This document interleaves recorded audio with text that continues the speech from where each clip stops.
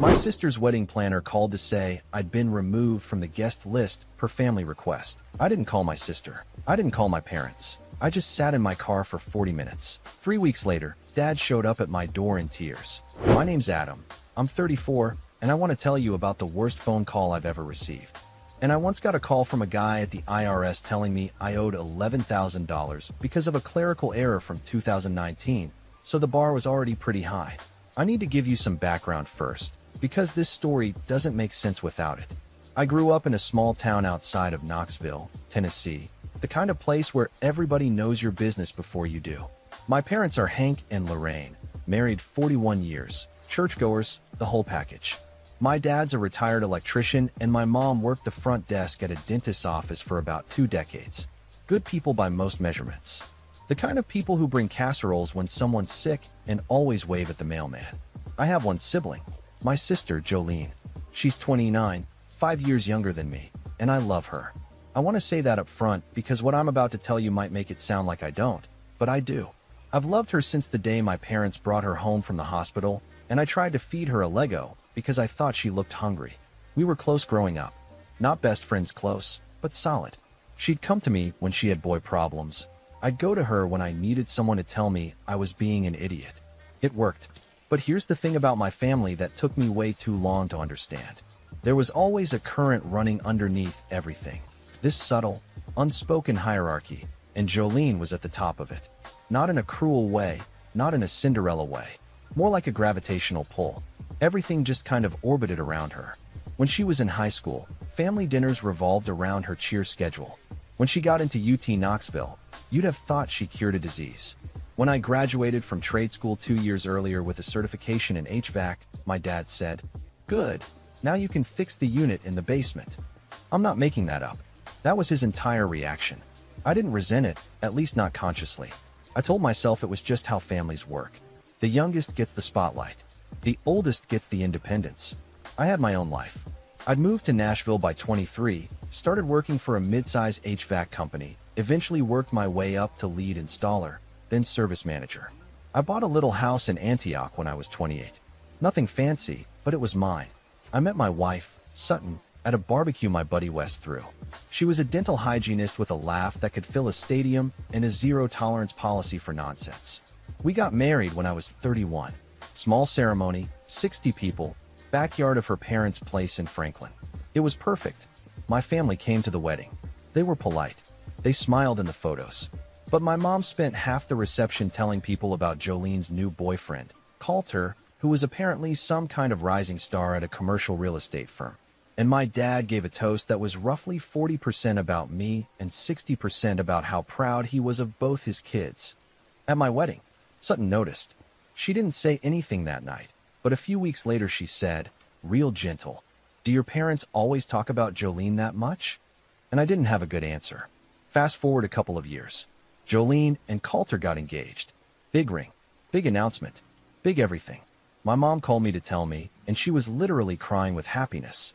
She talked for 25 minutes straight about the proposal, how Coulter had rented out a rooftop in downtown Knoxville and hired a violinist, how Jolene just knew when she saw the candles, how the ring was custom designed and featured some kind of vintage cut that I'm sure cost more than my first car.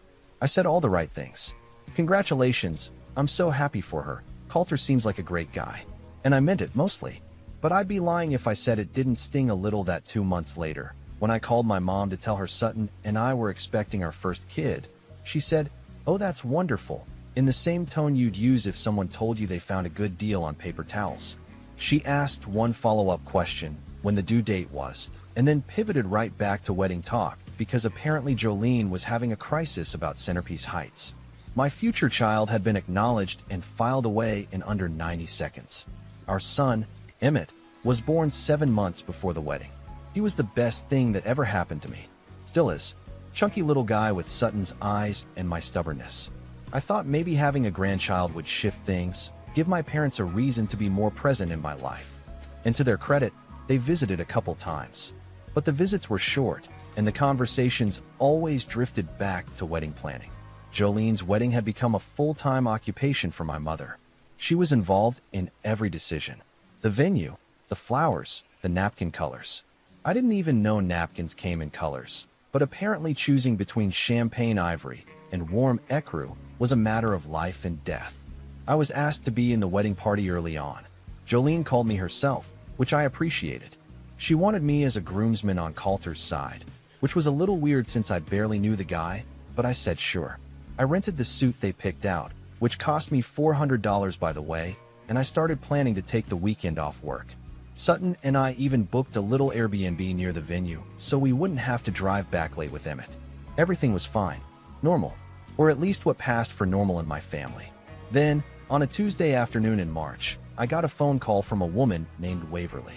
She introduced herself as the wedding coordinator and said she was reaching out to confirm some recent changes to the guest arrangement.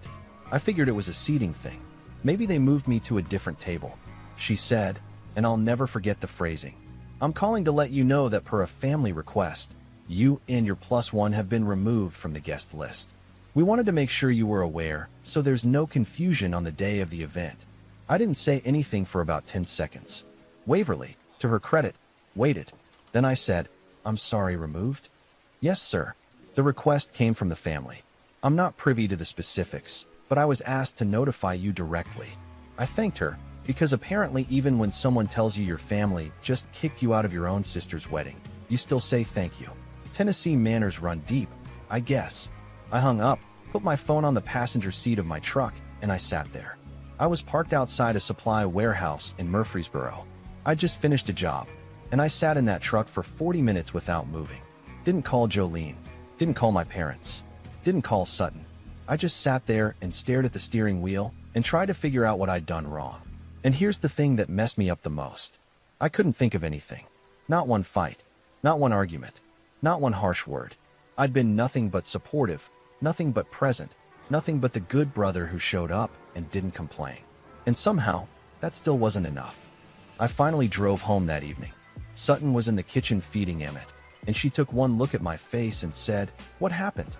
I told her.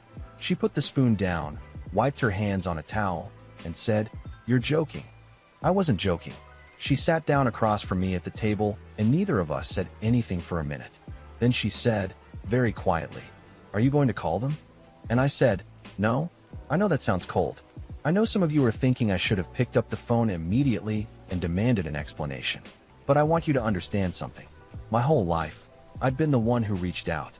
I was the one who called first, who drove the 2 hours to Knoxville for holidays, who texted happy birthday, even when mine got forgotten. I was always the one making the effort, and I was tired. If my family wanted me gone from the biggest event of the year, then they could at least have the decency to tell me why. I wasn't going to chase them for that. 2 days passed. Nothing. No call from Jolene, no text from my mom, no voicemail from my dad. Silence. Like I'd already stopped existing. Sutton was furious, the kind of quiet fury that's worse than yelling, because you know it means she's already made up her mind about someone. She didn't push me to do anything, but I could see her jaw tighten every time she looked at her phone, and there was still nothing from my family. On day 3, I broke my own rule. I didn't call, but I texted Jolene. I kept it simple. I said, "Hey, I got a call from your wedding planner saying I was removed from the guest list. Just wanted to check in and see what's going on." Casual. No accusations. I was giving her an easy out, a chance to say it was a mistake or a miscommunication. Something. She didn't respond for 6 hours. When she finally did, the message said, "Hey Adam. Yeah, we had to make some adjustments to the guest list. Space is tight and Coulter's family is bigger than we expected. I hope you understand. It's nothing personal. It's nothing personal. My own sister removed me from her wedding and told me it's nothing personal." I read that message probably 30 times. Sutton read it once and said, "That's a lie and she knows it." Because here's the detail that really twists the knife. The venue they'd booked was a converted barn on a property outside Maryville, and it seated 250 people. I knew this because my mother had told me approximately 900 times. They weren't short on space. They were short on wanting me there. I didn't respond to Jolene's text. I sat there with my phone in my hand, typing and deleting about 6 different messages. One was angry. One was hurt. One was so polite it made me sick. I couldn't figure out what to say that wouldn't either start a war or make me look desperate. So I just let it sit. And then a week later, I found out the real reason.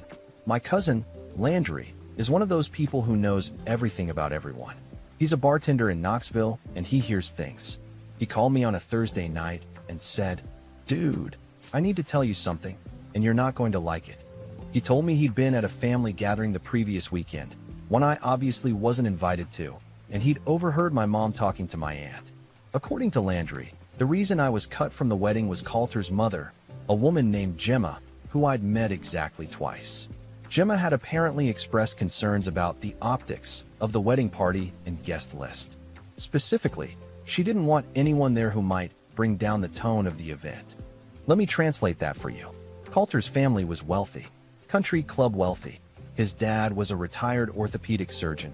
His mom chaired fundraising galas. His sister had gone to Vanderbilt and was now married to some investment banker in Charlotte. They vacationed in Hilton Head and had opinions about wine that they shared whether you asked or not. And I was an HVAC guy. I drove a truck with my company logo on the side. I wore work boots more days than dress shoes. My hands had calluses from actual labor, and the nicest restaurant I'd been to in the past year was a steakhouse in Green Hills where Sutton and I went for our anniversary. In Gemma's world, that made me a liability, a blemish on the aesthetic. Apparently, she'd told Jolene and my parents that having a blue-collar brother in the wedding party didn't fit the image she envisioned for the photos and the event, and my sister and my parents just went along with it. Didn't argue, didn't push back, didn't say, "That's our son, and he's going to be there." They just folded. I want you to sit with that for a second. My mother and father, the people who raised me, who watched me build a career from nothing, who sat in my house and ate the food I paid for with money I earned with my hands. Those people agreed to erase me from their daughter's wedding because some rich woman thought I wasn't classy enough. Landry told me my mom's exact words were, "It's just easier this way. Adam will understand. Adam will understand." Like I was some kind of emotional vending machine that just absorbs whatever you throw at it and keeps working. I didn't sleep that night. Sutton held me in bed, and I stared at the ceiling until about 3 in the morning. I wasn't sad. I was past sad. I was in that place where the hurt loops back around and becomes something sharp and clear. I started thinking about every holiday where I'd been an afterthought, every graduation that got a shrug, every phone call that lasted 5 minutes because they had to go. Jolene was calling on the other line. Every time I'd driven 2 hours with a casserole dish in my lap and a smile on my face just to feel like a guest in my own family. The next morning, I got up, made coffee, kissed Emmett on the head, and told Sutton I was done. Not done with my life, not done with being a good person, but done performing for people who didn't value me. She nodded and said, "It's about time." I want to be clear, I didn't blow up. I didn't send an angry group text. I didn't post anything online. I just stopped. I stopped calling. I stopped texting. I stopped checking in. I removed myself the same way they'd removed me, quietly, without explanation, and without looking back. And you know what the craziest part was? It took them 3 weeks to notice. 3 entire weeks. My own parents didn't realize I'd gone silent for 21 days. That told me everything I needed to know. Meanwhile, I returned the $400 rental suit. I canceled the Airbnb. I got my money back on both, thankfully, and I threw myself into work. My boss, a guy named Sullivan, had been talking about expanding the business into commercial contracts, and I told him I wanted to lead the effort.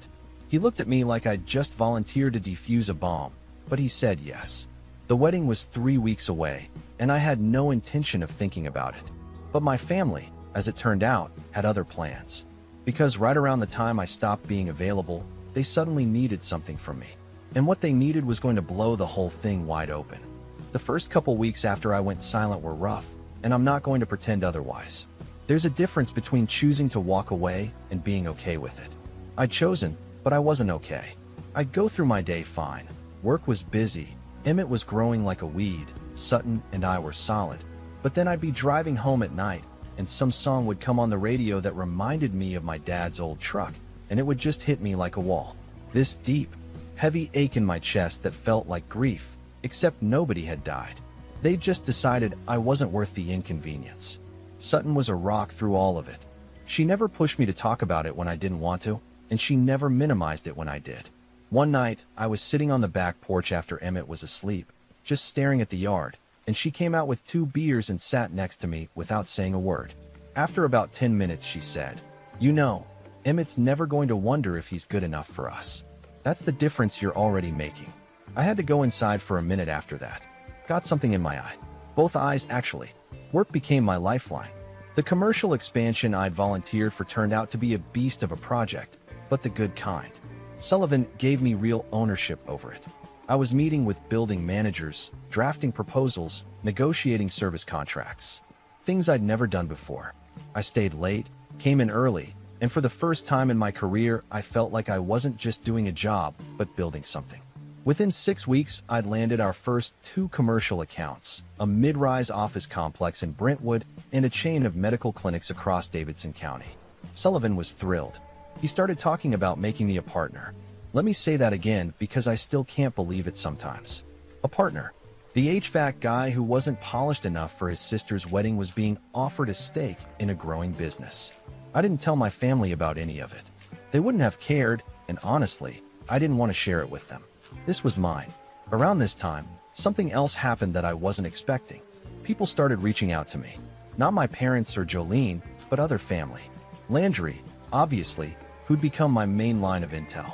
But also my Uncle Boyd, my dad's younger brother, who called me out of the blue one evening and said, "I heard what happened, and I want you to know I think it's garbage." Boyd had always been the black sheep of the family, a carpenter who lived outside Gatlinburg and didn't suffer fools. He told me he'd already told my dad exactly what he thought of the situation, and it hadn't gone over well. He said my dad got defensive and said it was Jolene's wedding and Jolene's decision, which was a convenient way to avoid taking responsibility. Boyd also told me something that planted a seed I didn't fully appreciate until later. He said, "Your dad's been stressed about the wedding costs. He and your mom put up a big chunk of the money, and Coulter's family has been adding things and expecting your folks to split it. I think your dad's in deeper than he wants to admit." I filed that away and didn't think much about it at the time. Sutton and I also started making new friends. Our neighbor, a guy named Deacon, had just moved in down the street with his wife, Rosalind, and their daughter, Harper. Deacon was a firefighter and possibly the most genuine human being I've ever met. The kind of guy who helps you carry groceries without being asked and then refuses to let you thank him.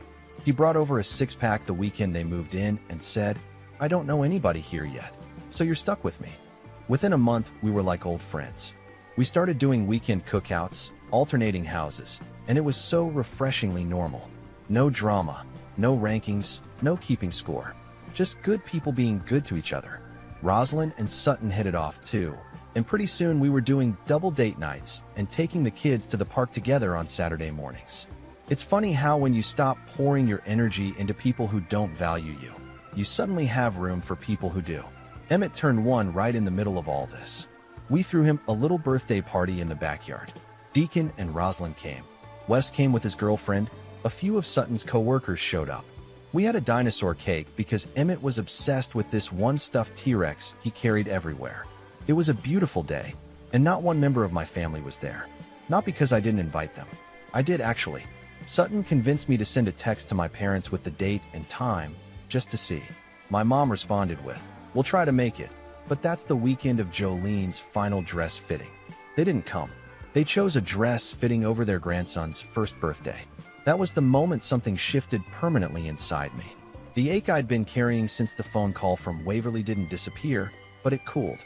It became something solid and manageable, like a stone I could put in my pocket and carry without it pulling me under. I wasn't angry anymore. I was resolved. By the time the wedding was a week away, I was in the best shape of my life, professionally and emotionally. Sullivan had drawn up the partnership paperwork. I was going to be co-owner of a company projected to clear $2 million in revenue the following year. Sutton and I had started looking at bigger houses because we were talking about having another kid. Emmett was saying dada and oh and trying to eat crayons, which I'm told is developmentally appropriate and not a sign that I'm failing as a parent. I wasn't thinking about the wedding at all. I genuinely moved past it. Or I thought I had. Then Landry called again. And what he told me made every piece of the puzzle snap into place in a way I never saw coming. He said Coulter's family had been making increasingly unreasonable demands about the wedding. They wanted a specific caterer that cost triple the original budget. They wanted a live band instead of a DJ. They wanted to fly in flowers from somewhere ridiculous. And my parents, who were splitting costs, were drowning. My dad had taken out a home equity line of credit to cover his share. My mom had cashed out part of her retirement. They were in deep, and Gemma, the woman who'd had me erased from the guest list because I wore work boots, was treating my parents' money like a suggestion box at a country club. Landry paused and said, "It gets worse." Coulter's dad, the retired surgeon, had apparently pulled aside my father at a dinner and told him, casually, almost as an afterthought, that he expected the rehearsal dinner to be covered by the bride's side as well, which in their world apparently meant my parents. We're talking another $15,000 to $20,000 on top of what they'd already spent. My dad, according to Landry, just nodded and said he'd figure it out. He'd figure it out. The man who'd removed his own son from a wedding to keep peace with these people was going to figure out how to bankrupt himself for their approval. And nobody had called me. Nobody had asked for help. Nobody had even thought to include me in the conversation. I sat with that information for about 48 hours. And in those 48 hours, I made a decision that would change everything. I want to be really clear about something before I tell you what I did. I didn't make this decision out of revenge. I know this story has been building toward a payoff, and I know a lot of you are waiting for me to destroy someone. But that's not what happened. What happened was quieter than that, and honestly, more painful for everyone involved, including me. After Landry told me about my parents' financial situation, I called Sutton into the living room after Emmett was in bed and told her everything. She listened without interrupting, which is how I know she was taking it seriously, because Sutton normally has commentary for everything. When I finished, she said, "So what do you want to do?" And I said, "I want to talk to Uncle Boyd." I called Boyd the next morning, told him what Landry had shared. Boyd was quiet for a long time, which is unusual for him because the man normally talks like he's being charged by the word and wants to get his money's worth. Finally, he said, "Your dad's too proud to ask for help and too scared to say no to these people. He's going to bury himself." I asked Boyd if he knew the full picture, how much my parents were actually in for. He said he didn't have exact numbers, but from what he'd pieced together, they were looking at somewhere north of $60,000 all in and climbing. For context, my dad's pension was modest and my mom's retirement savings had already been rated. They were putting their financial future on the line for a party. I sat with that for a day. Then I did something that surprised even me. I called a financial advisor. Not for my parents, for myself. See, with the partnership deal Sullivan had offered me, I was about to come into a different tax situation, and I'd already been planning to sit down with someone about structuring things properly. But during that meeting, I also asked a broader question. I said, if someone's parents had taken on significant debt for an event and were too proud to admit it, what would be the smart way to help without enabling more bad decisions? The advisor, a woman named Sloan who wore reading glasses on a chain and had the energy of a very patient librarian, looked at me for a second and said, "You'd want conditions. Not strings attached in a manipulative way, but real, structured conditions that protect everyone." That conversation planted the framework for what came next. I also did something else. I reached out to Jolene's maid of honor, a woman named Qley. Qley and I had actually gotten along pretty well over the years. She was Jolene's best friend from college, straightforward, no drama, and she'd always been kind to Sutton. I texted her and asked if we could talk. She called me back within an hour, and the first thing she said was, "Adam, I'm so sorry about the guest list thing. I told Jolene it was wrong."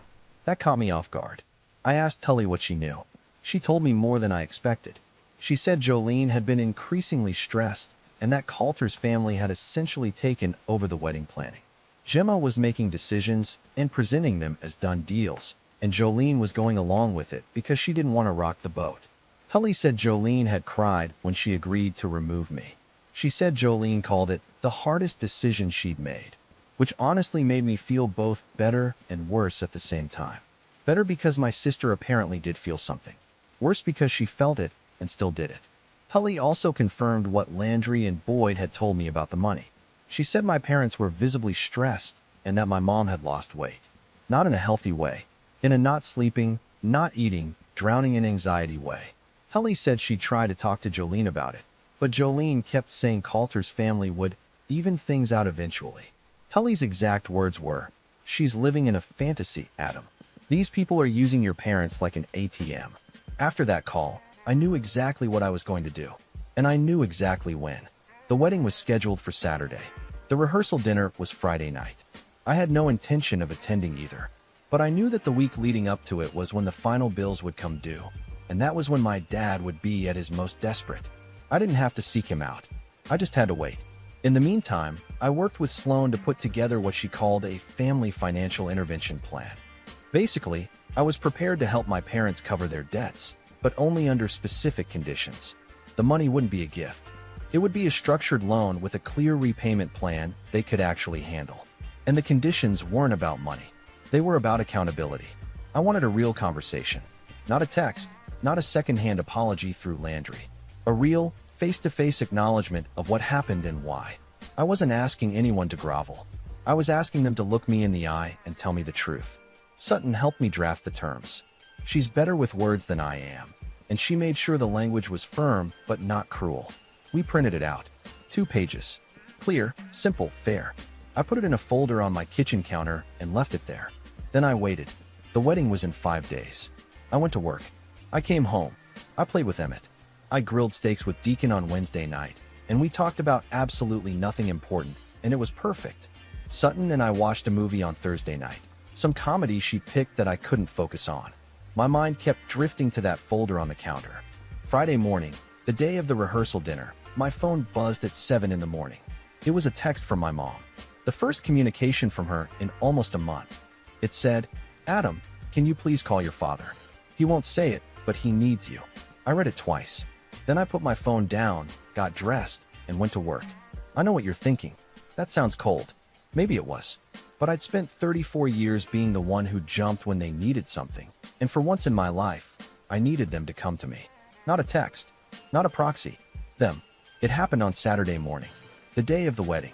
I was in my garage, changing the oil in my truck because that's what I do when I need to not think.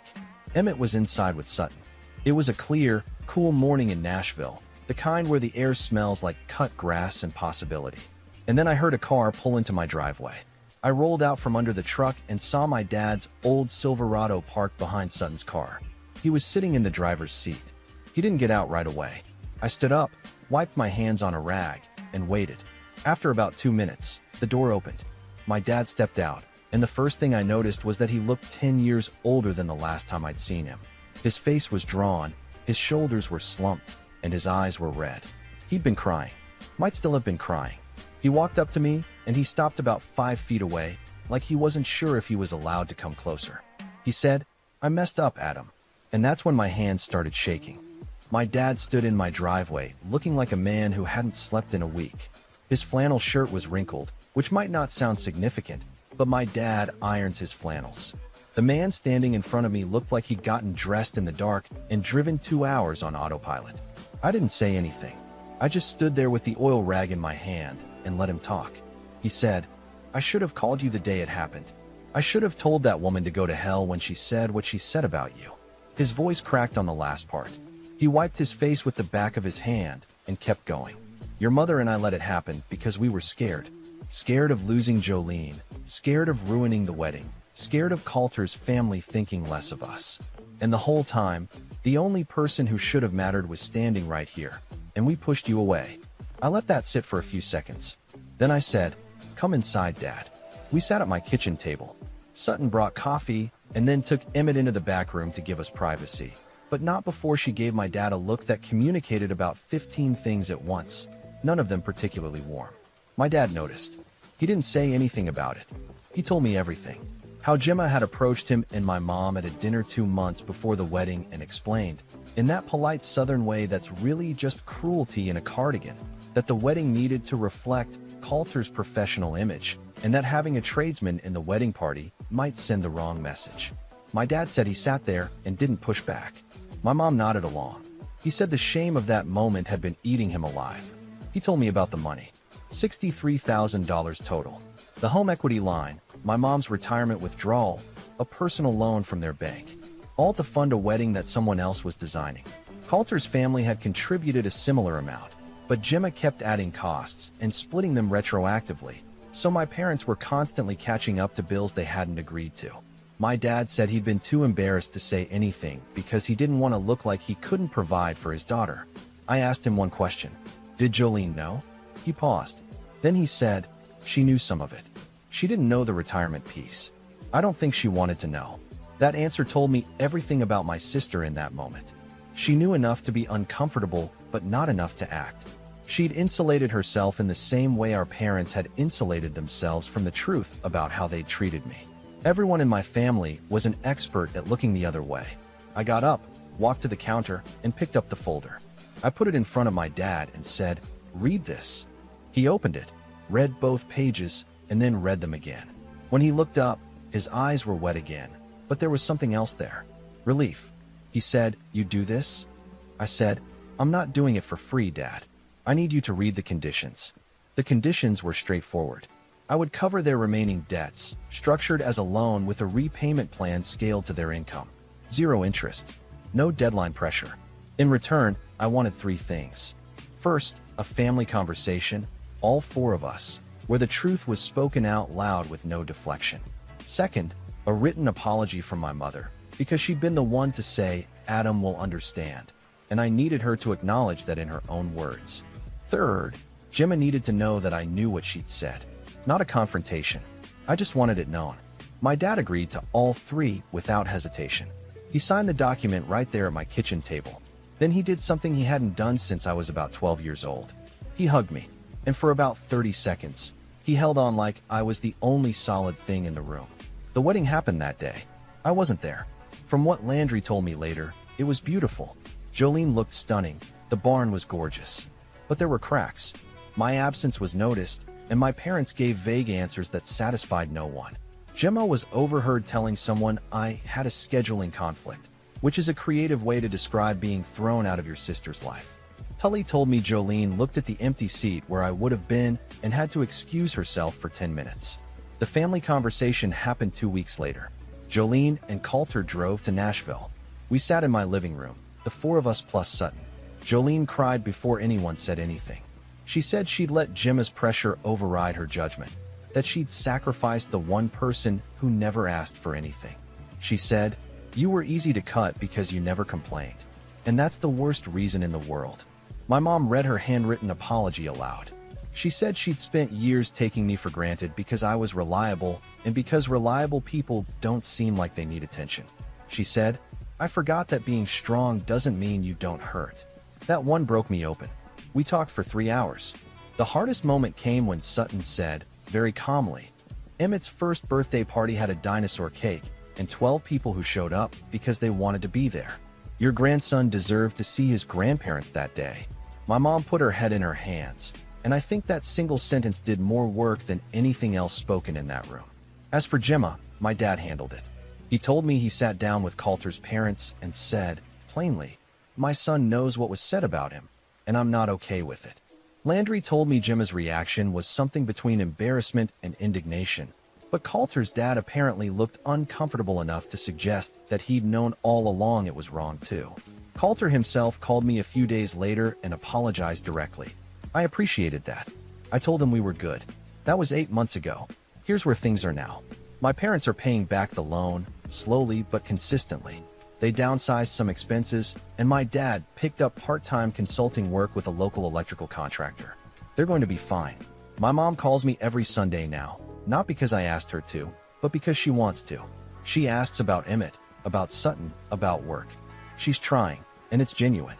Jolene and I are rebuilding. It's not what it was, and it might never be. But she drove to Nashville last month for lunch, just the 2 of us, and she said, "I used to think being the favorite was a good thing. But all it really did was teach me that love was conditional and everyone else's was negotiable." That hit harder than any apology. Sullivan and I officially signed the partnership agreement. I'm co-owner of a company that just crossed $2.5 million in projected annual revenue. I hired 2 new technicians last month. Sutton and I are looking at bigger houses in Spring Hill, something with a yard where Emmett can run and where his little sister or brother can grow up. Because yeah, we're expecting again. Due in November. Deacon and Rosalind threw us a little cookout to celebrate the baby news. My parents drove down for it.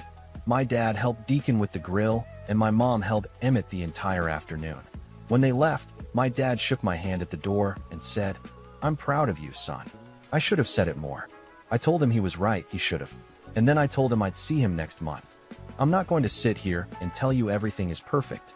There are days when I think about that phone call from Waverly, and I feel the ghost of that 40-minute silence in my truck. Those scars don't disappear just because someone says sorry. But here's what I've learned. Your worth isn't determined by the people who are supposed to love you the most. Sometimes those people are the last ones to see it. And when they finally do, it's not because you begged them to look. It's because you stood tall enough that they couldn't look away. My name's Adam. I'm 34. I've got a beautiful wife, an amazing son, another one on the way, a business with my name on it, and a family that's finally learning how to show up. And if you're sitting in your car right now, staring at your steering wheel, wondering what you did wrong, hear me out. You didn't do anything wrong. You just outgrew the box they built for you.